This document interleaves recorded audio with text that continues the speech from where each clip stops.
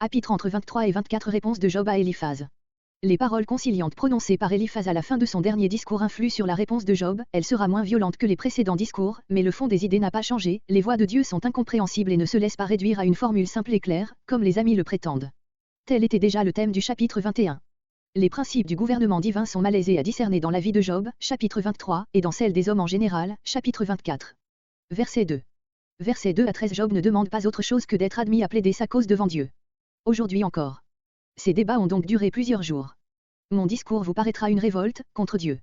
D'autres entendent, mon discours sera une révolte contre vous, je ne puis accepter vos accusations. Ma main, appliquée sur ma bouche.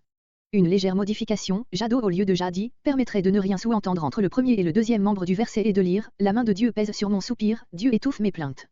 Verset 5. Je saurai les raisons à. Dieu ne pourrait plus persister dans son mutisme. Verset 6. Versets 6 à 9 Job est persuadé qu'il sortirait justifié de cette épreuve, mais, Dieu ne voulant pas l'entendre, tout est inutile. Dans la plénitude de sa force, en déployant toute sa majesté, tous ses redoutables attributs. Non. Car alors Job serait écrasé, Job 9.31, Job 13.21. Ce que je voudrais, c'est que Dieu fît simplement attention à moi. Les massorettes semblent avoir entendu, non. Il viendrait seul, sans appareil de gloire, écouter un instant mes raisons.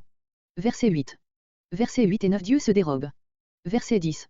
Versets 10 à 13 Tout en sachant Job innocent, Dieu ne veut pas revenir en arrière.